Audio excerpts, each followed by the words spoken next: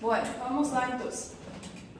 A lipogênese havia dito a vocês que para retirar o acetil-CoA do ciclo de Krebs, porque eu não consigo quedar no ciclo de Krebs, porque o ciclo de Krebs está na forma de ATP. Como hago com o acetil-CoA? Porque o processo deve ser no citosol da célula. Então, eu tinha, como o acetil-CoA é impermeável à membrana da mitocôndria, a única forma de expulsá-lo do ciclo é unir ele com o oxalocetato. Aí ele vai sair na forma de citrato, a famosa lançadeira de citrato. Estou lançando ele para fora da mitocôndria. Aí aqui na fora da mitocôndria, esse citrato, que a imagem aqui cobriu, suelta o oxalocetato. O oxalocetato tem que volver de novo para a membrana da mitocôndria. Ou ele entra na forma de malato, que é uma via alternativa, ou o próprio oxalocetato já se transforma em piruvato, porque o piruvato era permeável à membrana da mitocôndria. Vuelve de novo, e o que vou deixar aqui no citosol é o acetil-CoA. Então, esse acetil-CoA vai realizar a síntese de ácidos graxos. Isso é lipogênese. Tranquilo? Lipogênese. Para mim realizar a lipogênese, primeiramente eu tenho que tomar o acetil-CoA mais o dióxido de carbono e formar o malonil. Por que malonil? Porque a insulina solamente reconhece a lipogênese se eu sintetizar o malonil. Tá? E o malonil nada mais é unir o acetil-CoA com dióxido de carbono. A enzima é acetilcarboxilasa, biotina, vitamina B7, tá? Ou chamada vitamina H. E consumo um ATP. Como eu sei que eu consumi um ATP? Porque saiu na forma de ADP. Tá? Então, esse malonil-CoA, aí você diz, onde foi parar o fósforo no lípido? Nos lípidos não aparece o fósforo, mas sabe-se que se consumiu. Quem vai representar que esse ácido graxo está ativado é o CoA. O CoA é a vitamina B5. Tá? Ó, malonil-CoA. CoA é esse S-CoA. Tá? Então, é assim como o acetil-CoA. O CoA do acetil também é vitamina B5, é um ativador do processo. No caso dos lípidos ou até mesmo o proacetil, se agrega ele para ativar o processo. E aí havíamos visto que o malonil-CoA na primeira etapa vai unir com o acetil-CoA e o acetil ele havia dito a vocês que ele está composto por 2 carbonos. E o malonil tinha 3 por causa do CoA. Tá? Então, vocês terão o malonil-CoA 1, 2, 3. E o acetil 1, 2 carbonos. Eu vou unir, total eu tenho 5 carbonos aqui. Vou retirar um dióxido de carbono, que a primeira fase era condensação. Tá? Então, unir eles, retiro um dióxido de carbono. Então, vou quedar-me com 4 carbonos. Tá? A segunda fase era redução. Então, aqui entra o NAD-fosfato reduzido e vai sair NAD-fosfato oxidado. Tá? A terceira fase era uma desidratação. Como o seu nome diz, eu vou retirar uma molécula de água. E o último processo era de novo uma redução. Entrava o NAD-fosfato reduzido e saiu o NAD-fosfato oxidado. Tá? Então, aí me quedaria com 4 carbonos. Aí o que vai demandar quantas voltas vou dar no processo é o tamanho do ácido graxo que queira realizar. Pero, para a segunda etapa, eu já não tomo um acetil-CoA. Vou tomar solamente um malonil-CoA. Então, eu já tenho 4, tomando mais um malonil, ficava 7. Retiro um carbono, 6. E aí, são 6. Então, toda vez que eu subir, tenho que tomar um malonil, porque a lipogênese solamente reconhece o malonil 4. Tá? Tranquilo? Isso era lipogênese. Les dije a ustedes que no citosol, hasta 16 carbonos. Mais de 16 carbonos, tenho que irme ao retículo endoplásmico liso. Tá? Inclusive, aqui havia uma equação demonstrando se por aí meu ácido graxo era de 16 carbonos. Então, o ácido palmítico é de 16 carbonos. Então, se sei que cada acetil é 2 carbonos, sei que vou consumir 8 acetil. Porque se cada acetil é 2 carbonos, 8 por 2 dá 16, para me formar o ácido palmítico, que é um ácido graxo. Então, a quantidade de acetil está diretamente relacionada ao ácido graxo que eu ia produzir. Então, se eu tenho um ácido graxo de 10 carbonos, quantos acetil? 5. Se tenho um ácido graxo de 20 carbonos, quantos acetil? 10. Tá? Essa é a lógica. Sim? A divisão de 10 seria 9 voltas?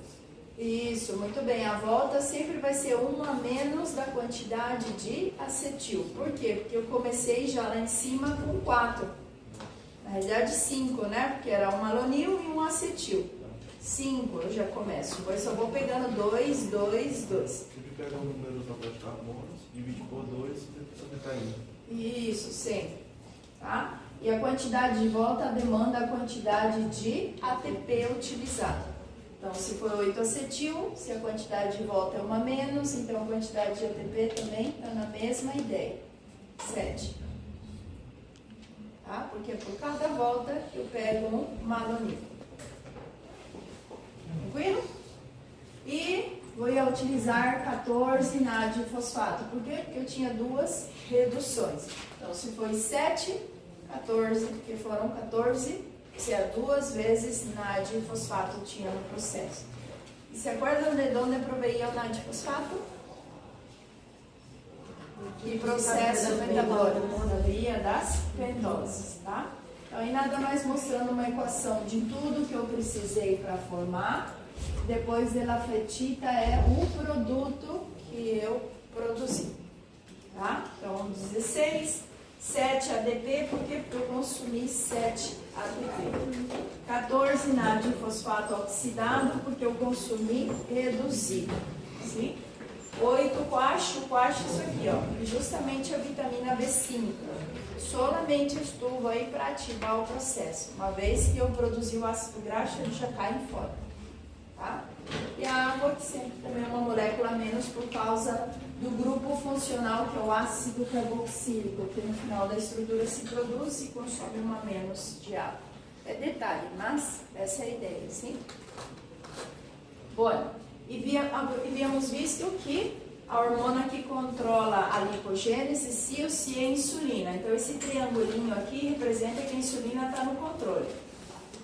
Tá? Agora, se for sentido contrário, aí entraria o glucagon.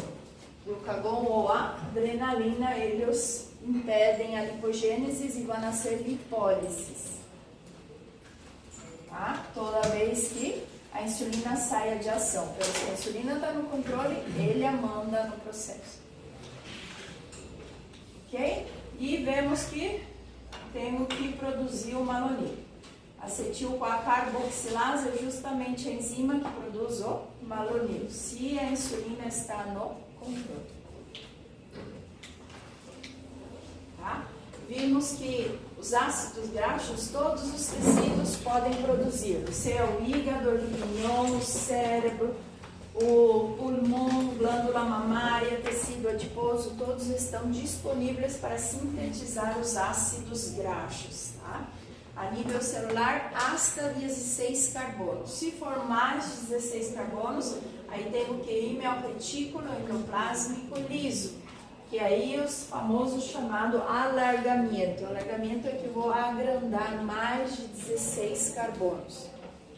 tá? É aí também onde se produz os triglicéridos propriamente dito, porque se eu produzir os ácidos graxos em esses outros órgãos, eu preciso estabilizar esse ácido graxo, e a única forma que estabiliza ele é na forma de triglicéridos, tá?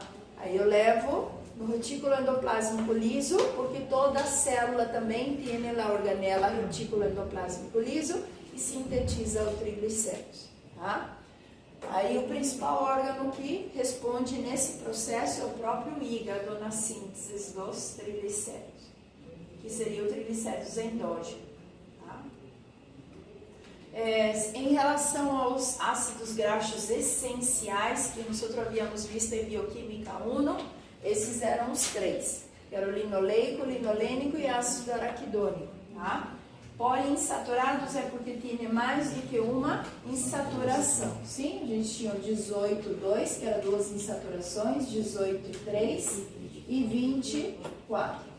Isso, por exemplo, o nosso corpo não é capaz de sintetizar esse ácido graxo.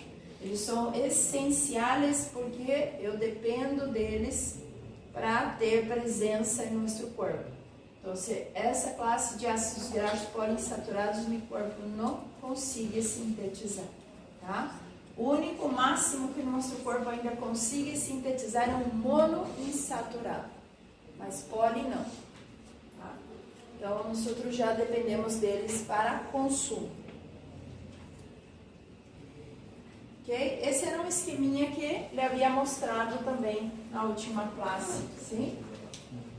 Nada mais está mostrando aqui uma mitocôndria, um citosol, a membrana plasmática, uma glucosa que é endereçado, que foi pelo processo da via das pentosas, onde produziu ribose e ao mesmo tempo produziu NAD-fosfato reduzido. Aqui vemos também uma glucosa produzindo piruvato no citosol, ingressando na mitocôndria, e do piruvato eu posso produzir o acetil-CoA, tá? Ou esse próprio piruvato pode alimentar o oxaloacetato, né? E vou ver que se o acetil-CoA não ingressou na mitocôndria, ele podia unir ao oxaloacetato e eu lanço ele para fora da mitocôndria, que é a lançadeira de citrato. Aí veio aqui claramente que o acetil-CoA ficou aí no citosol e o oxaloacetato volve de novo para mitocôndria. O acetil-CoA vai depender da hormona que está no controle. Se é insulina, então eu vou produzir malonil-CoA, a lipogênese, tá? E aí está meu ácido graxo sintetizado. Agora, se a insulina não está mais no controle dessa síntese de ácido graxo para transformá-lo em triglicéridos, e a hormona que entra agora no controle é o glucagon, que é esse roquito, que o verdinho era, né? Aqui produziu ácido graxo, mas não está mais o verde. Então, a hora quem entrou no controle foi glucagon. Se o glucagon entrou no controle e tem o ácido graxo aí no citosol, eu vou colocar ele agora para dentro da mitocôndria. Por quê? Quero utilizar isso como segunda fonte de energia. Tá? Porque se aparecer o glucagon, está faltando carboidrato. Então, se esquiasse, se o glucagon entrou em ação, eu coloco esse ácido graxo que eu sintetizei no citosol para dentro da mitocôndria. O que eu vou fazer com ele? Vou fazer a beta-oxidação. O que é a beta-oxidação? É transformar ácido graxo em acetil-CoA. Por quê? Porque eu quero isso como fonte de energia. E aí vai demandar se o ciclo de Krebs está na forma de ATP ou não. Se não está, então esse acetil-CoA que eu produzi pela beta-oxidação, eu utilizo como fonte de energia. Chato. Chato? É? Entendeu? Falando? Uma perfeição dessa, dá até curto-circuito na neurona, né? E, então, se separei aqui e a hormona continua sendo insulina, eu realizei no citosol da célula ácidos graxos. O que hago com isso se a insulina continua no controle? Agora eu vou para o retículo endoplásmico liso. Exatamente. Na realidade, eu vou pegar todo o ácido graxo que haja sintetizado aí, hasta 16 carbonos, e o glicerol, e quero que ele se estabilize na forma de triglicéridos, porque é meu lípido de reserva. Se eu não utilizei como fonte de energia, então eu vou reservar na forma de triglicéridos.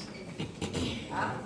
E como seria o processo da formação do triglicéridos? Eu vou pegar essa imagem que é mais fácil para entender, sim? Essa é mais fácil. Tá? Essa é mais fácil. É a mais fácil? Estou perguntando. Não, eu digo porque aqui ele está mostrando de forma geral, porque o material mostra etapa por etapa. Tá? Aqui ele está mostrando, ó, o glicerol, sim? O glicerol aqui está mostrando que vindo do hígado. O que eu vou fazer com esse glicerol? Eu vou fosforilar ele através de uma quinasa para ele virar glicerol 3-fosfato, ou seja, o fósforo está no carbono 3, sim? Então eu já tenho o glicerol. Agora, aonde vai ser proveído o ácido graxo? Ó, o glicerol, outra fonte do meu glicerol é pela dihidroxicetona, se houve uma glucólise anabólica lá no citosol. Então eu levo também esse glicerol lá para o retículo endoplásmico liso. Essas são as duas fontes do glicerol. Ou o próprio hígado me manda, ou vem da glucólise anabólica. Aí o que eu vou unir com o glicerol? Aqui está o primeiro ácido graxo. Lembra? Esse ácido graxo veio lá do citosol, porque esse processo é no retículo endoplásmico liso. Tá? Eu uni o meu primeiro ácido graxo. Quando uno o glicerol com o meu ácido graxo, vou virar ácido lisofosfatídico. Ácido lisofosfatídico. Não sei se aparece aí. Fosfatídico. Hoje está com tempo de chuva, né? Que é o ácido lisofosfatídico? É um glicerol fosforilado com um ácido graxo. Tá? Agora, vou unir um segundo ácido graxo ativado. Aí ele vai se tornar ácido fosfatídico. Lisofosfatídico e ácido fosfatídico são muito parecidos. A diferença é que esse tem um só ácido graxo e esse já tem dois ácidos graxos mais o glicerol. Sim? Como é triglicéridos, vou necessitar um terceiro ácido graxo. Só que aqui eu tenho dois caminhos. Se tomo esse caminho na forma vertical, eu vou para os triglicéridos. Agora, a mesma via que produz o triglicéridos também produz a síntese de fosfolípidos.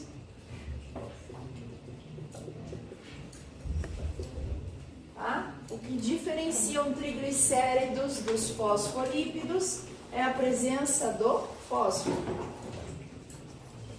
Lembra que o glicerol está vindo com fósforo. Então, se quero ir para a síntese de fosfolípidos, produzir fosfatidilcolina, fosfatidilserina, fosfatidiletanolamina, eles vão por cá. Onde estão presentes esses lípidos? Na membrana das células. Tá? Eu tomo esse caminho. Agora, se eu quero ir para o triglicéridos, eu vou ter que retirar o fósforo dele. Tá? Aqui está um fósforo inorgânico. Por quê? Porque triglicéridos não tem fósforo. A enzima que realiza esse processo era a fosfatasa. Você acorda da fosfatasa? Retirava fósforo. Então, se eu retirar o fósforo desse ácido fosfatídico, eu agrego esse terceiro ácido graxo e vira o triacilglicerol, chamado vulgarmente triglicéridos. Tá? O bom do triacilglicerol é que você entende claramente que você tem 3 ácidos graxos e um glicerol. Triglicéridos não mostra a presença dos ácidos graxos em sua sombra, mas É a mesma coisa. Tá? Vulgarmente, nós chamamos ele de triglicéridos. Ok? Difícil? Tá? Aí as enzimas que mandam esse ácido graxo é a mesma. Nos 3 casos que recebi ácido graxo, ela chama aciltransferase. Como o nome diz, ela que transfere os ácidos graxos. De onde? Lá do citosol, levando para o retículo endoplásmico liso. Tá?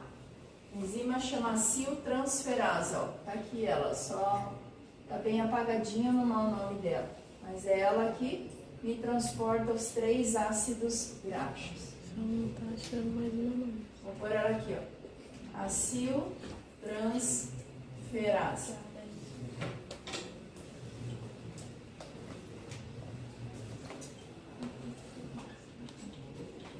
Difícil? É. E necessitam ter em conta é que ácido 16 carbonos é realizado no citosol de todas as células ácidos graxos. E se eu quero virar o triglicéridos, que é o lípido de reserva e a estabilidade do líquido tem que estar nessa forma, então vou ir ao retículo endoplásmico liso. Lá eu uno os 3 ácidos graxos e o glicerol. Tá? E é no mesmo retículo endoplásmico liso que ocorre a síntese de fosfolípidos. Tá? Seja qualquer fosfolípido que necessite para produzir uma membrana da célula, é aí também que ocorre no retículo endoplásmico liso. Sim? Posso apagar? Sim? Bora.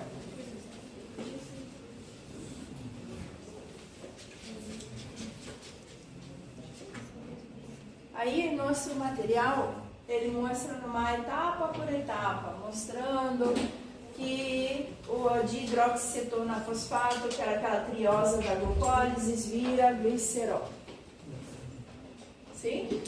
Aí mostrando se tem NAD, então a enzima desidrogenase, que faz o câmbio de dihidroxicetona em glicerol. Acil-CoA é o ácido graxo ativado. CoA é a coenzima A, que é a vitamina B5, que depois tem o que retirar. Acil é nada mais o ácido graxo ativado. Ativado. Tá? Inclusive o CoA é retirado depois, uma vez que eu uni os ácidos graxos, sim? Aí o ácido graxo virando acil-CoA, que é o que eu falei aí, tá? Aí vemos o ácido graxo virando acil-CoA. É uma quinasa, porque de ATP vira AMP. Aqui consumiu 2 ATPs para ativar o ácido graxo. Aí o glicerol 3-fosfato, que vocês já viram que estava ativado. E aqui demonstrando o consumo de 2-acil-CoA. Então, se foi 2-acil-CoA, então já vira automaticamente ácido fosfatídico. Porque se era um solo, seria liso fosfatídico. Ele está mostrando já consumindo os 2 de uma vez. E esse ácido liso fosfatídico, ácido fosfatídico, que ele tem na estrutura dele é o fósforo. Que se quero retirar o fósforo porque de nome eu vou ir aos fosfolípidos, então ele vai virar de acilglicerol, demonstrando os 2 ácidos graxos e um glicerol. E o terceiro ácido graxo ativado entra na estrutura e vira triacilglicerol. Tá? Então essa é a forma do lípido estável em nosso corpo e reservamos no tecido adiposo. Tá? E aqui o que ele está demonstrando é que esse acil-CoA vindo de 2 origens. Ou a própria alimentação do triglicéridos, eu guardei e armazeno na forma de triglicéridos, ou aquele excedente de acetil-CoA que não ingressou no ciclo de Krebs, ele vira acil-CoA e vai também na forma de triglicéridos. E aqui demonstrando o glicerol vindo lá da glucólise anabólica. Tá? E aí terminamos, sim?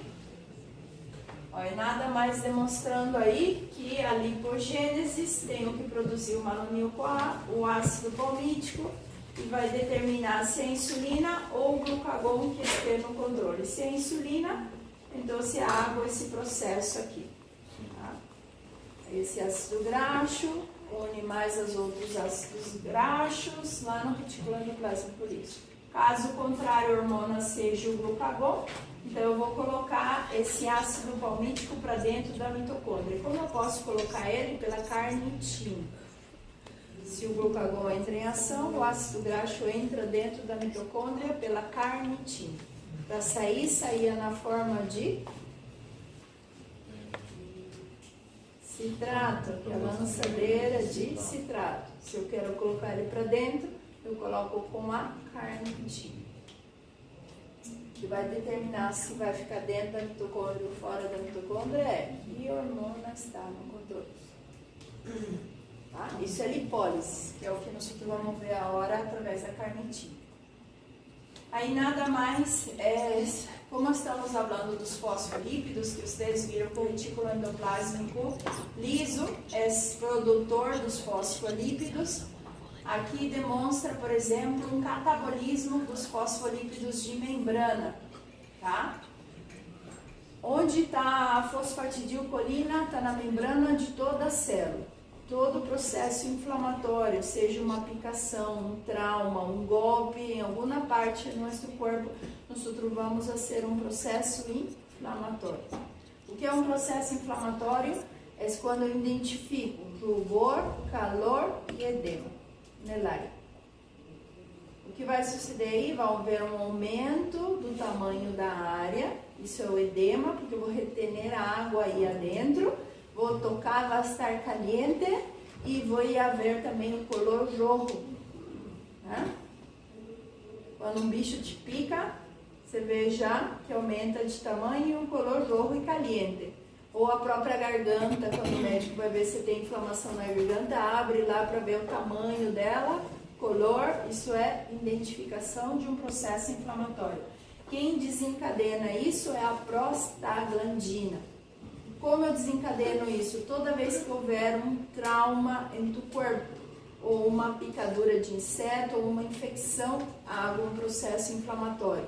Como o meu corpo representa que há um processo inflamatório? Ele desencadena o fosfolípido da membrana pela fosfolipase. A fosfolipase vai soltar a famosa prostaglandinas. Prostaglandina presente na corrente sanguínea, ela faz processo inflamatório. Tá? Edema, rubor e calor. Que mais suelto da fosfatidilcolina? Suelto também os tromboxanos. O que é tromboxano? Não confundam tromboxano com trombocito. Trombocito é sinônimo de plaqueta. Tromboxano é um segmento da plaqueta. O que faz soltar os tromboxanos também juntamente com a prostaglandina é que se esse processo inflamatório, que é a vasodilatação, chegar a romper um dos vasos, o corpo tenta defender com os tromboxanos. O que vai ser o tromboxano? Ele vai fazer uma aderência aí, que é um coágulo superficial na área se houver um derrame. Entendeu? Como eu fiz vasodilatação, pode se romper o vaso.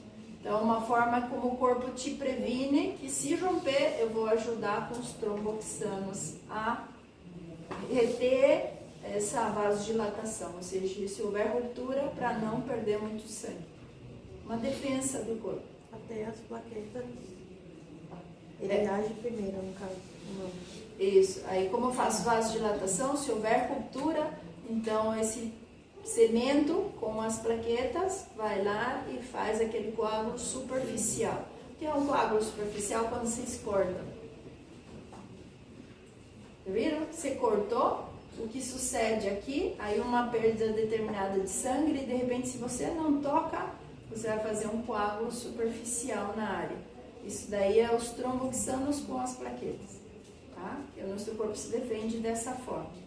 Aqui, se houver uma ruptura de um vaso, como houve vasodilatação, então os tromboxanos estão aí para ajudar. Ok? E desencadeando isso, depois da fosfolipase, a enzima que entra aqui no controle é a ciclooxigenase. Tá? O que ela vai me liberar então? As prostaglandinas e os tromboxanos. Outra coisa também sai aí dos fosfolípidos, que são os leucotrienos. Quando eu libero leucotrienos? Porque aí, por exemplo, se eu liberar leucotrienos, entra também em ação outra enzima que se chama lipooxigenase. Se eu sou alérgica, tá? Uma picadura de abelha ou um inseto me picou, sou alérgico. Então, o que vai suceder? Vou liberar prostaglandina, tromboxano e ao mesmo tempo libero os leucotrienos. O problema dos leucotrienos é que se eu sou alérgica, ele vai fazer vasoconstricção. Vai faltar ar.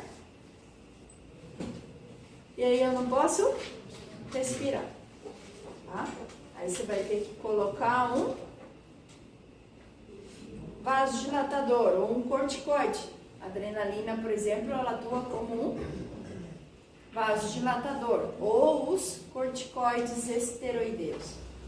Cortisona, hidrocortisona, prednisona, eu ponho para vasodilatar, sim? Senão eu tenho um choque anafilático e venho ao óbito. Tá? Mas isso quando eu vou atuar? Se eu sou alérgico. Se eu não sou alérgico, então eu posso ir para um anti-inflamatório não esteroideu, que são os AINES. Tá? E vocês vão entender isso em farmacologia. Tá? AINES são os anti-inflamatórios não esteroideus. Não esteroideu tá nimesulida, ibuprofeno, diclofenac, piroxicam, ketorolac. Isso são anti-inflamatórios não esteroideus. Se sou alérgico, eu vou nos anti-inflamatórios esteroideus, tá?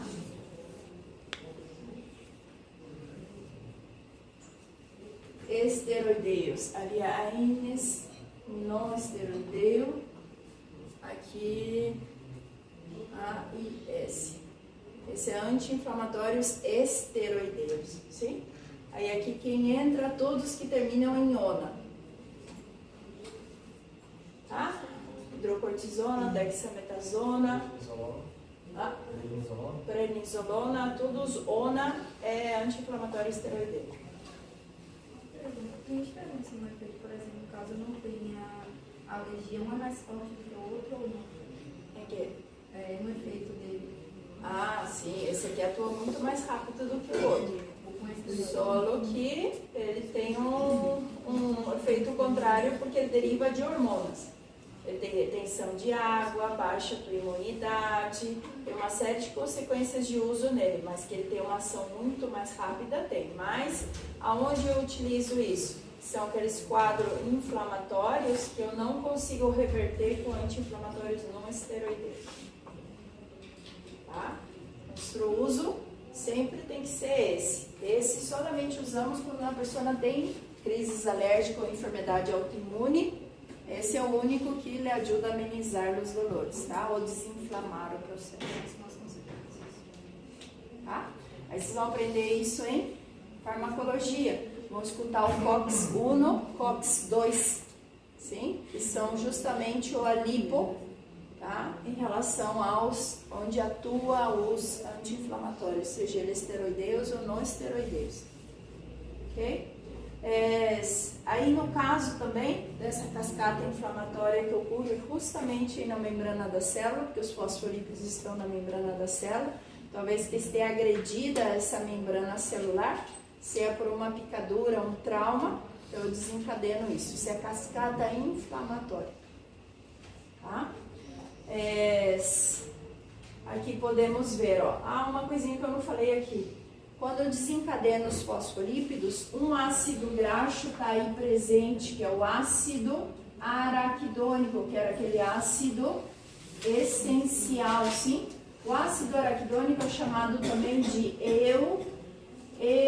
eutosanoide. Tá? É ele que vai desencadenar, por exemplo, a lipooxigenasa ou a ciclooxigenasa para soltar. Ou os leucotrienos, ou a prostaglandina e os tromboxanos. Tá? Mas que eu solto lá do ácido araquidônico, que eu solto lá do fosfolípido é o ácido araquidônico, que é um monômero dos lípidos. Neste caso é um monômero específico que atua num processo inflamatório. Então, se eu sou normal, metabolicamente normal, eu tenho que ter todos os signos e sintomas de um processo inflamatório. E eu desencadeno através desse ácido graxo essencial que o corpo adquire através da alimentação. Tá? Então, esse ácido graxo araquidônico, o corpo não realiza através da lipogênese, e sim provém da alimentação. Aí, na alimentação, uma vez que o ácido graxo chegou aí no citosol da célula, é que daí eu vou para o retículo endoplásmico liso e faço o fosfolípido dele. Tá? Mas o ácido graxo provindo da alimentação. Ok? Aqui uma curiosidade também, quando falamos de anti-inflamatórios, a aspirina, que é o ácido acetil salicílico, ele é um anti-inflamatório também, só que depende da concentração dela. Se eu utilizar a aspirinita de 100, que é o famoso antiplaquetário, eu atuo justamente para evitar a aderência das plaquetas. Pessoas que têm o sangue grosso ou têm mala circulação, problemas cardíacos, os médicos acostumam a dar aspirinita, todos os dias tomam uma aspirinita de 100. Isso é um antiagregante plaquetário. Onde vai atuar com a dose de 100 miligramas para evitar a aderência das plaquetas. Tá? Geralmente uma pessoa anciana, ela tem um corpo inflamado. E se fica muito tempo parada, ela tem tendência a unir as plaquetas para formar trombos. Então, uma forma de prevenção é dando o antiplaquetário. Tá? Na dose de 100, que é a aspirinita. Ora, se eu dar uma dose de 500, aí ela vai atuar como anti-inflamatório. Ela vai lá na ciclooxigenasa lá em cima, não vai diretamente no processo, tá? Porque aí eu tô com a doses de um processo anti-inflamatório. Entendeu? Aqui tá mostrando ibuprofeno, naproxeno, que também é um outro tipo de anti-inflamatório, é muitos, tá? Vocês vão ir conhecendo depois com o tempo. Pero a aspirinita depende da concentração, para ser um antiplaquetário ou um anti-inflamatório. Já escutaram falar da aspirinita? Tá? Não? Quando criança, aquele era 81, né? Aquele pequenininho. O melhoral infantil, vocês comiam assim como balinha, docinho, gostoso, é? Até hoje tem, né? Mas esse, por exemplo, é a dose de 100 dela. Um pouquinho mais. Mas hoje em dia, as pessoas que têm problema cardiovascular, pelo menos aqui no Paraguai, é um carro-chefe nos cardiologistas. A aspirinita como uso diário.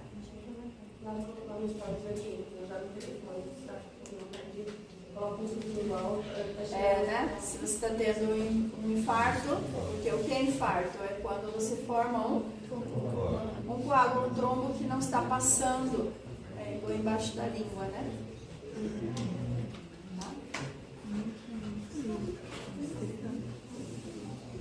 Se eu estou consumindo os lípidos como fonte de energia, sim ou sim eu vou entrar em corpos cetônicos, tá? Então o esquema é esse, ó.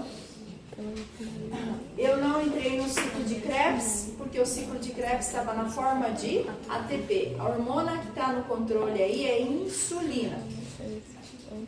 Sim? Então, o que passou com esse acetil-CoA?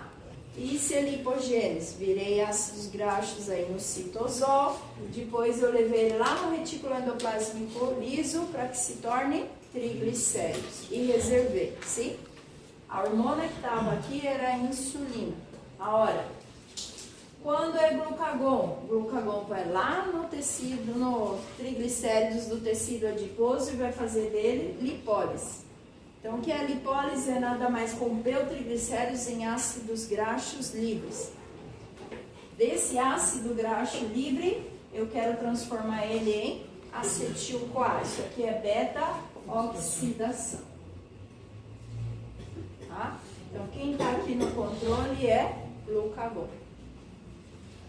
Se liguei a produzir acetil-CoA e quero ingressar no ciclo de Krebs, a única coisa que eu tenho que ter aqui é o oxaloacetato para unir com ele. No caso anterior, se o ciclo de Krebs estivesse na forma de ATP, se havia oxaloacetato. Agora, se é o glucagon, eu sei que esse oxaloacetato, quem alimenta ele é o piruvato. E o piruvato provém da glucose. Mas, se a hormona está sendo glucagon, quer dizer que está faltando isso.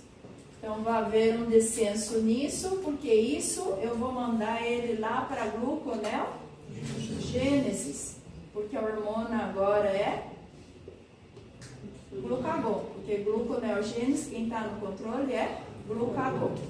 Glucólise, quem está no controle é insulina. Tá? Então, se entrar glucagon, eu sei que o oxaloacetato era um dos alimentadores da gluconeogênese. Então, se descender esse, o acetil-CoA não vai ingressar no ciclo de Krebs, então eu vou mandar ele para corpos cetônicos.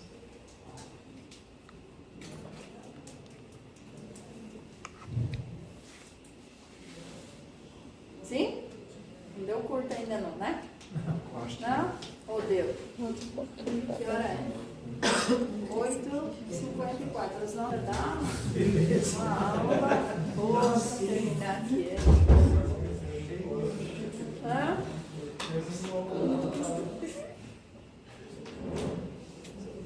Vamos começar por lipólise. Então, lipólise, o que vou ser? Vou tomar o meu triglicéridos lá do tecido adiposo, tá? O principal órgano que quer utilizar os ácidos graxos como fonte de energia é o músculo, tá? Aí você fala, o músculo tem reserva de glucosa, mas como eu falei, reserva de glucosa dura aproximadamente de 4 a 6 horas. O que vai demandar é, se eu estou fazendo atividade física, essa quantidade de tempo também descende, tá? E dependendo da atividade física que você faz, em seguida você quer ácido graxo, sim? Então, o que é lipólise? Eu vou lá no tecido adiposo, esse é o adipocito, sim? Vamos ver aqui, diz adipocito, célula adipocítica. O que eu vou fazer? Eu tenho um receptor de membrana do adipocito, que é específico para a hormona, para romper o meu triglicérido que está aí dentro do adipocito. Esse receptor específico da hormona pode ser o glucagon, como outra hormona que também tem a mesma característica do glucagon, que é a adrenalina. A adrenalina nós vimos em situação de pânico, medo, de fuga, acelera, dispara o coração. Então, a adrenalina entra aí também no mesmo receptor do glucagon. O glucagon só entra se descender o nível de açúcar no sangue, então ele vem pegar essa segunda reserva. Sim? Então, comunico aí via receptor, eu tenho uma enzima chamada adenilciclase. A adenilciclase vai tomar um ATP, tá? E vai formar o famoso CAMP. CAMP ou AMP cíclico, sua função é atuar como um segundo mensageiro. O que eu vou fazer aqui? Eu vou fazer uma cascata, mas essa cascata é para mim liberar o meu ácido graxo. Cascata por quê? Houve comunicação via receptor. Por que eu sintetizei o CAMP? Porque o CAMP tem que ativar agora a enzima quinasa. Tá? Essa enzima é chamada proteína quinasa, nada mais é uma enzima chamada quinasa, sim? O que faz essa quinasa? Essa quinasa vai lá e ativa a lipasa sensível à hormona, que está aqui, ó, tá? Que é essa daqui. Então, o CAMP foi produzido pela adenilciclasa. Produzir ele vai ativar a quinase e a quinase ativa a lipasa sensível à hormona, que está aqui em inglês, sim? Essa lipasa sensível à hormona toma o triglicéridos que está aqui e vai começar a liberar ele em ácidos graxos livres. São 3 ácidos graxos que eu vou liberar do triglicéridos. E o meu glicerol, que está aqui embaixo. Tá? Então, eu comuniquei via receptor membrana. A adenilciclasa preparou o CAMP ativou a quinase ativou a lipasa sensível à hormona. Sim? Então, lipasa dá gosto porque só diferencia no nome, porque as lipasas são iguais. Então, eu tinha a lipasa digestiva, que era a lipasa salival e pancreática, no processo digestivo. Eu tinha a lipoproteína lipasa, que está lá nos capilares. E tenho a lipasa sensível à hormona. Essa solamente está no tecido adiposo. Tá? Então, fui olhar no tecido adiposo e rompi um triglicérido. Eu vou liberar para a corrente sanguínea 3 ácidos graxos e um glicerol. Sim? Bueno. Houve, então, esse é o adipocito, mostrando aí o processo que nós outros vimos anteriores, tá? Aqui está a lipasa sensível à hormona, cá estava o triglicéridos, ácidos graxos, que agora eu vou jogar na corrente sanguínea, tá? Quem vai transportar esses ácidos graxos que eu retirei do tecido adiposo é a albúmina, tá? Não é VLDL nem quilomicrones. Quem leva agora esses ácidos graxos que já estão na forma de monômero é a albúmina, tá? A albúmina é um excelente transportador, é uma proteína abundante no plasma sanguíneo, tá?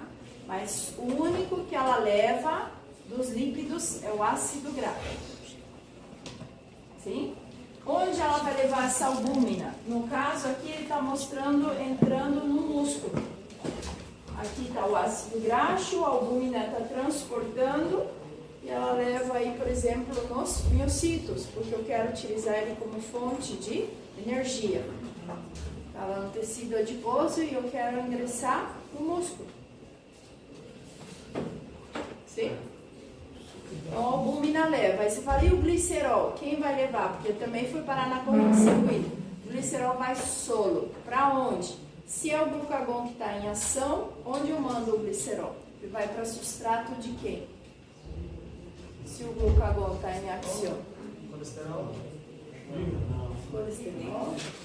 Vai para o fígado. Mas o que ele vai fazer lá? Se eu levar o glicerol lá para o hígado e o glucagon está em ação?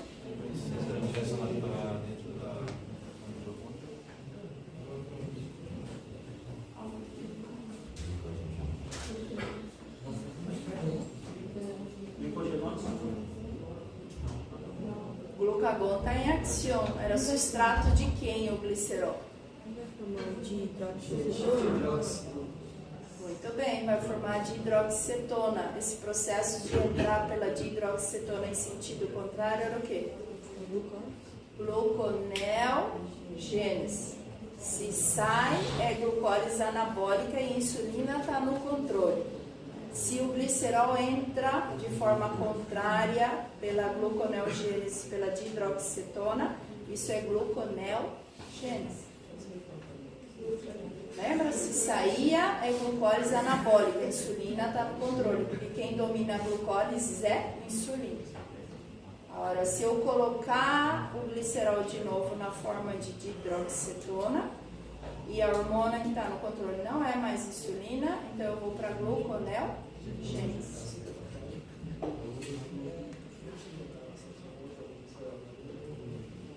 Sim? Tranquilo? Olha, então o glicerol você vai solo. Ele entra solo. O principal órgano para a gluconeogênese era o hígado, sim? O outro era o rinhão. Então aqui está, ó, o glicerol, fosforilei ele, virou glicerol 3-fosfato. Para ele virar dihidroxicetona de novo, é a desidrogenase, tanto para entrar como sair, porque é reversível. Sim? Então o glicerol ingressou na célula, que é principalmente o hígado, ele tem que fosforilar, senão ele sai da célula, assim como a glucose. Tá? Fosforilei, eu faço ele virar de hidroxicetona, fosfato. Fosfato continua na estrutura. Sim? Então, daí eu vou para a gluconeogênese. Isso é toda vez que o glucagon estiver em ação. Aqui, ó, habla hígado, rinhão e intestino. Por que glândula mamária? Solamente se a mulher está amamentando, para preparar o leite materno, sim? Senão ele só entra aí nesses 3 órgãos que realizam a gluconeogênese. Tá? Aí você vê a natureza sábia, né? O hijo nunca vai ficar sem alimento. Se é preciso retirar da mãe, vai retirar tudo da mãe, mas ele hijo sempre vai receber mais do que a mãe. Nem que a mãe perca sua nutrição, o hijo não. Né? Já viram que a mulher, quando está amamentando, rompe diente, que é a mais frágil, cai o cabelo, mas vai tudo pro bebê. A mãe fica sem, mas o bebê não. Vê o que é a criação, né? Guardando o filho.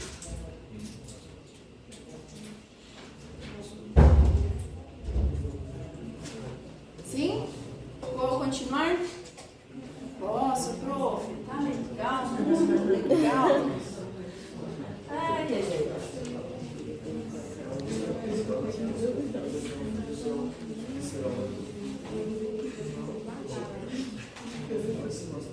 Aí vocês têm que vir aqui no 4 e começar a fazer um mapa metabólico.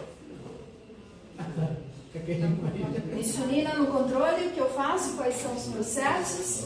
Se o glucagon está no controle, quais são os processos de forma contrária? Isso é um mapa metabólico. Você vai direcionando os caminhos que eu posso ir. Tá? Bueno, então já viram o destino do glicerol, agora a gente vai na beta-oxidação. Como eu havia dito, a beta-oxidação é, já tem o ácido graxo livre, sim? Já veio da lipólise. Agora esse ácido graxo tem que virar acetil-CoA, sim? Então vocês, ao entrar aí nos miocitos, que se eu levei para os miocitos, um dos destinos dele agora é que eu tenha que levar ele para a mitocôndria, porque o processo da beta-oxidação é dentro da mitocôndria. Tá? O anterior, que era a lipogênese, era no citosol. Agora, a lipólise, a beta-oxidação é levar esse ácido graxo para dentro da mitocôndria. Primeira coisa, se o ácido graxo ingressou na célula pela albúmina, eu estou aí no citosol. No citosol, esse ácido graxo tem que virar acil-CoA. O que é acil-CoA? É um ácido graxo ativado. Tioquinasa, quinasa é a enzima que ativa. Tá? Não vejo fósforo, mas eu vejo o CoA. Então, eu consumi ATP aí para fazer isso. E o magnésio está como cofator. Sim? Então, virou ácido graxo ativado. Esse ácido graxo que eu já preparei aí no citosol pela tioquinasa, a hora quem vai transportar ele é a carnitina. Eu vou unir o ácido graxo mais essa carnitina e eu vou poder atravessar a membrana da mitocôndria. Onde vai ser o processo? Não vai ser aqui na matriz mitocondrial, que é a membrana externa. Vai ser lá que é o espaço intermembranoso, ou crestas mitocondriais. Eu tenho que ir lá na matriz mitocondrial. Então, eu vou passar 2 membranas. Por isso que eu tenho o CAT1 e o CAT2. 2. O que é o CAT? É a carnitina. Tá? Chama carnitina aciltransferasa. O que ela faz? Ela transfere o ácido graxo ativado lá para a matriz mitocondrial. Então, ele é responsável por colocar o ácido graxo dentro da mitocôndria. Sim? O que faz o CAT depois? Ele sai da membrana da mitocôndria e volta lá para o citosol. Sim? Não sei se você se recorda uma febre que havia de consumo de carnitina antes da creatina. O povo tomava carnitina por quê? Justamente é como se eu desse uma ajudinha para o corpo, fazendo atividade física, faltasse a carnitina. Então, se eu facilitaria consumindo para levar meu ácido graxo, porque eu estou fazendo ativar o músculo, atividade física, para ele poder utilizar rapidamente essa fonte de energia. Porque se eu não tiver carnitina, eu não faço beta-oxidação. Tá? Aí também é um transtorno, depois eu venho a mostrar. Quem produz a carnitina é o hígado é o principal órgão. Tá? A carnitina é um tripéptido, são 3 aminoácidos na constituição dela. Tá? Então o povo começou a fazer o uso da carnitina para tentar ajudar a emagrecer. Sim? Porque na realidade eu estou usando minha segunda fonte de energia, se o corpo reconhece os lípidos. Seria uma ajudinha para colocar dentro da mitocôndria para fazer a beta-oxidação. Tá? Bueno, coloquei esse ácido graxo ativado dentro da mitocôndria. Sim? Eu vou fazer também 4 processos, assim como a lipogênese que vocês viram. Agora isso é beta-oxidação. O que é isso? O primeiro processo vai ser uma desidrogenação, o segundo processo uma hidratação, o terceiro processo uma desidrogenação e o quarto tiólise. Tá? Então, no lipogênese vocês viram condensação, redução, hidratação, não, desidratação e redução. Agora aqui é 2 desidrogenações, que é o contrário da redução. Redução captava hidrogênio. Desidrogenação, aqui eu vou liberar hidrogênio na forma de NAD e FAD. Sim? Vou captar uma molécula de água. No outro eu retirava uma molécula de água. E que é tiólise? É ruptura. Eu vou romper por cada 2 carbonos, eu vou produzir um acetil-CoA. Que era ácido graxo. Agora eu quero virar acetil-CoA. Tá? Isso é beta-oxidação. Então, o que eu vou fazer com esse ácido graxo? Eu vou fazer uma desidratação, uma hidratação, uma desidrogenação e uma tiólise.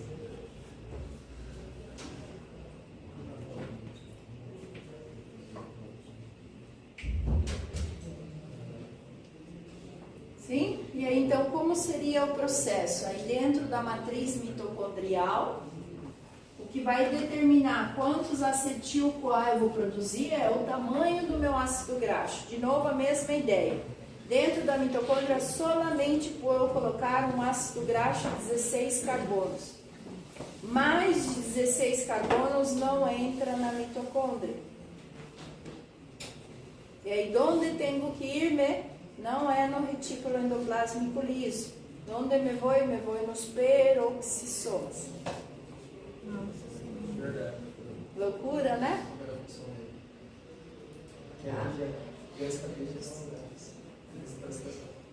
Função de produção. Isso. Tá? Uma das funções dele é romper o ácido graxo se ele for acima do tamanho de 16. Vai lá, rompe, depois volta aí no citosol e entra com a carnitina para dentro da mitocôndria, porque a beta-oxidação é dentro da mitocôndria. Tá? E aí, se o meu ácido graxo é 16 carbonos e eu sei que cada acetil-CoA é 2 carbonos, então eu vou na mesma lógica, eu vou sintetizar 8 acetil-CoA.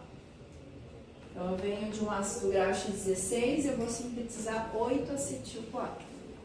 Cada 2 carbonos é um acetil-CoA. Tá? Aí 7 voltas, a mesma lógica da volta. Por quê? Porque quando eu estiver na penúltima volta que me sobra 4 carbonos, eu vou romper na penúltima volta e eu já vou ter 2 e 2. Não preciso fazer mais uma volta. Eu falo, até a célula é mais inteligente que a gente, ela não vai dar uma volta à toa. Se ela já na penúltima volta já rompe 2 e 2, então eu já tenho 2 acetil-CoA na penúltima volta. Eu não preciso subir mais uma para completar 8. Tá? Lembra que a lipogênese eu já começava com 5, que era um malonil ou um acetil. Por isso que uma volta era menos. Aqui a ideia da volta é a mesma. Porque na penúltima volta, ao romper os 4 carbonos, eu já tenho 2 carbonos e 2 carbonos. Só preciso coar para colocar, não preciso voltar de novo. Entendeu? Ó, e aí tá o processo da beta-oxidação. Então aqui está mostrando o meu acil-CoA, que é o meu ácido graxo. Aí vai depender do tamanho desse ácido graxo. Se for um ácido graxo de 10 carbonos, quantos acetil eu produziria? 5 acetil, sim? Então, o primeiro processo é uma desidrogenação, o segundo processo uma hidratação, o terceiro processo uma desidrogenação e o quarto a tiólise. Tá? O que vai suceder aqui? Aqui ele vai entrar oxidado e vai sair reduzido. Então, aqui eu vou sintetizar o primeiro FAD reduzido. Não é aquele NAD-fosfato. O NAD-fosfato é solamente para lipogênese. Agora aqui vai entrar só FAD e NAD, sem fósforo. Por quê? O destino desse, por exemplo, ele vai depois, como ele já está aí no ciclo de Krebs, ele vai lá na cadeia respiratória, vai transformar isso em energia e água. Vocês vão ver depois. Tá? Então, eu libero um FAD reduzido, o segundo é uma hidratação, entra uma molécula de água, o terceiro processo, o NAD oxidado, se torna NAD reduzido. Tá? Também o mesmo destino dele, ele vai lá para a cadeia respiratória, vai produzir água e ATP.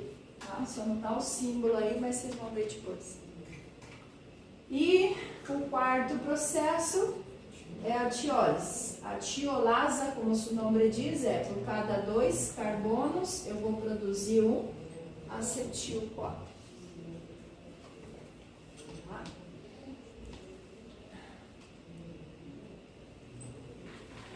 É mais curto em relação à gluconeogênese, glucólise, dietas pentosas.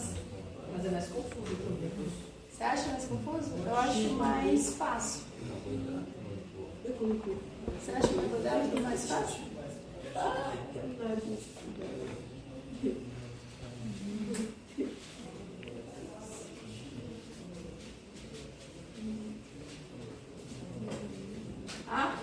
Isso então é beta-oxidação. Então, o que sucedeu aqui? Eu realizei a beta-oxidação através do ácido graxo ativado. Esse acetil-CoA, que já está aí na mitocôndria, ele vai ingressar no ciclo de Krebs. Tá? Aqui amplificou o acetil-CoA, mostrando ele entrando na mitocôndria. Agora, o NAD e o FAD, que eu fui sintetizando, eles vão parar aqui, ó. Tá? Isso daqui é a cadeia respiratória. Tá? O que eu faço com o NAD que entra aqui? Ele vai sair na forma oxidada. Cadê o NAD oxidado? Só não está mostrando aqui, ó. Eu pego dele o hidrógeno. Tá? E aí esse NAD ele vai ter que voltar para o ciclo de Krebs na forma de NAD oxidado. O FAD é a mesma coisa. Eu pego o hidrógeno também do FAD. Tá? E aí o FAD tem que entrar na forma oxidada depois para de novo entrar no ciclo de Krebs. Eles acarreiam o hidrógeno. Tá? Agora, por mais que foi sintetizado aí na matriz mitocondrial, eu posso tanto mandar ele de novo para o ciclo de Krebs ou para a beta-oxidação. O que vai demandar é que processo está ocorrendo aí. Porque o FAD e o NAD é a coenzima da vitamina B3 e da B2. Tá? Vitamina tem o mesmo comportamento da enzima, não são consumidas durante a catálise. Okay? Eles são os acarreadores de hidrogeno. Eu não posso liberar hidrogeno no meio, porque se eu liberar hidrogeno no meio, eu entro numa acidose. Acumulou hidrogeno, isso é acidose. Então, quem acarreia esses hidrógenos que saem de uma desidrogenação ou uma redução são os NADs, FADs e o NAD-fosfato. Tá? Que nada mais são coenzimas. Ok?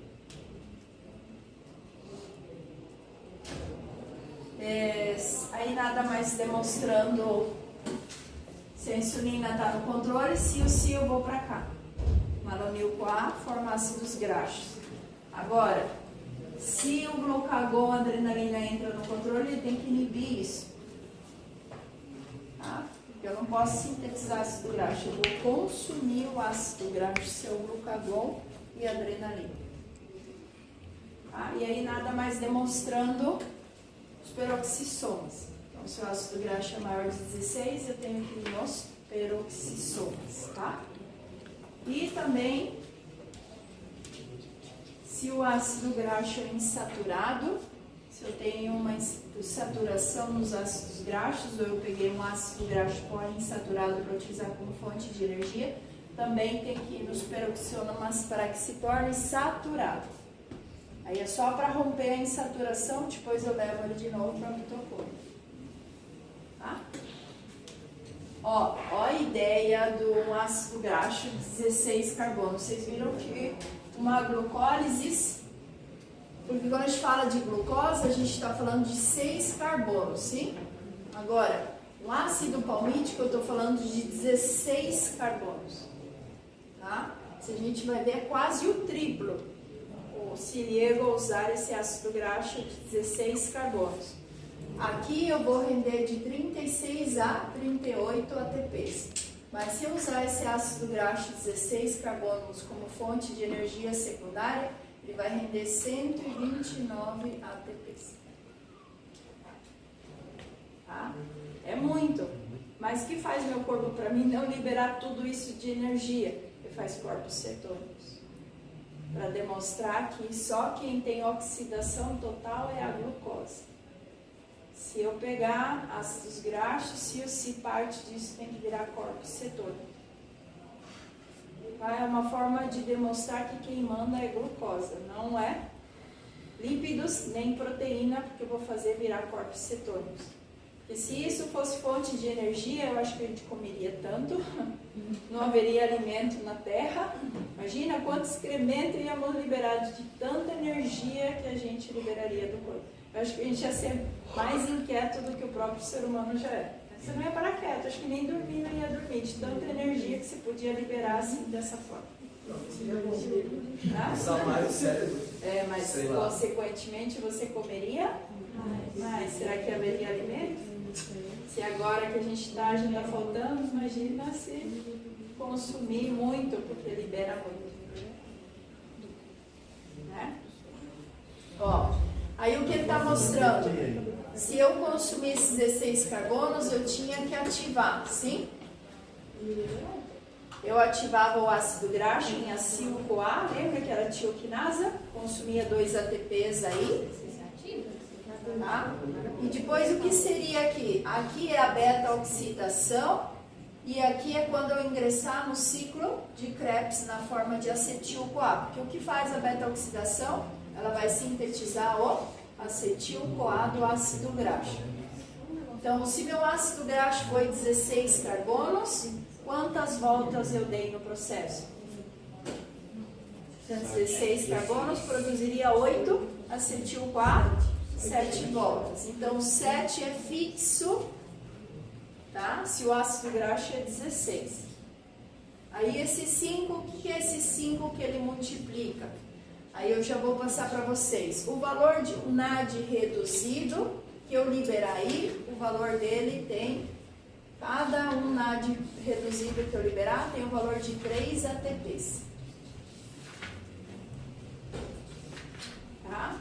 E um FAD que eu libero, porque vocês viram que havia 2 desidrogenações. Entrava um NAD e um FAD.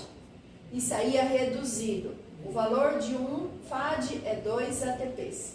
Então, toda volta que eu dar pela beta-oxidação, vou liberar um NAD e um FAD. Isso aqui equivale a 5 ATPs. Onde eu faço esse cálculo matemático? Quando eu levar o NAD e o FAD para a cadena respiratória, ele vai me dar esse valor em ATP. Tá? Então, esse valor 5 aqui, ó, é por causa do NAD e do FAD. Tá? Isso vem do NAD e FAD. Tá? O 7 está relacionado com os 16 carbonos, que é variável. Vai depender do tamanho do ácido gráfico. Então, 7 por 5 aí dá um valor de 35 ATPs que eu vou liberar. Só na beta-oxidação. Agora, como isso é a beta-oxidação e produziu o acetil-CoA, o acetil-CoA agora vai entrar no ciclo de Krebs. São 8 acetil-CoA que eu sintetizei. 12 que para dar uma volta no ciclo de Krebs, eu libero 12 ATPs por cada volta. Tá? Isso é no ciclo de Krebs.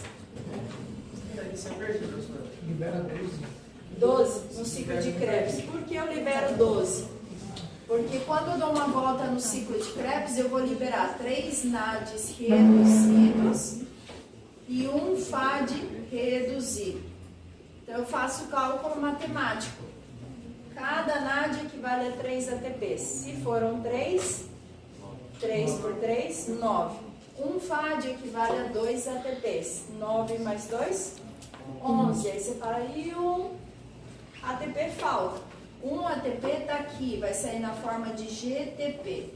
Um GTP equivale a um ATP. Mas vocês vão ver isso no ciclo de Krebs. Tá? Mas o 12 sai disso.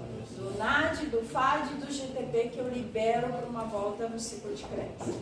Que acendo o cálculo matemático, porque esse valor em ATP, aonde eu consigo isso?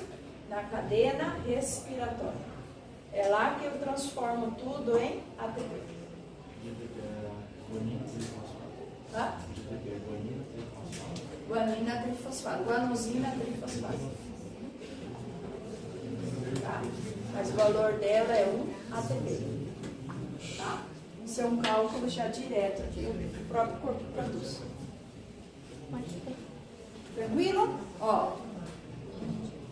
Aí nada mais uma equação mostrando o ácido palmítico, 16 carbonos, 23 moléculas de oxigênio consumiu conforme a necessidade que o corpo teve, 129 ADP.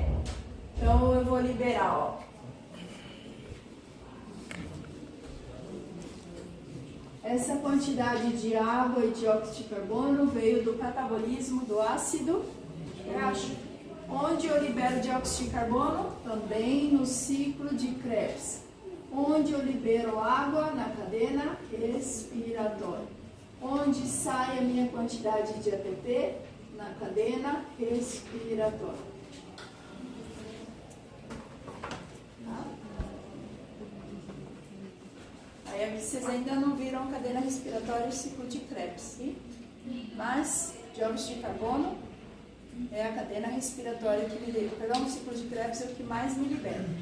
Por isso, quando nós outros inspiramos oxígeno, eu preciso para fazer processos de oxidação. Seja utilizando carboidrato, lípido ou proteína como fonte de energia. Porque para entrar na mitocôndria eu preciso de oxigênio. É a famosa respiração celular. O que eu vou liberar depois da mitocôndria, aí, quando eu pegar essa fonte de energia, é o dióxido de carbono, que eu vou expirar. Então, qual é o meu processo? É inspirar oxígeno. A hora que eu expiro, eu estou liberando dióxido de carbono. Porque eu dei uma volta no ciclo de Krebs, que é a principal via para liberar dióxido de carbono. Sim? Difícil? Sim, professora. Essa é a respiração? Você não vai. Tá? Bora, as cetogêneses vamos ficar para a próxima aula, sim? Vou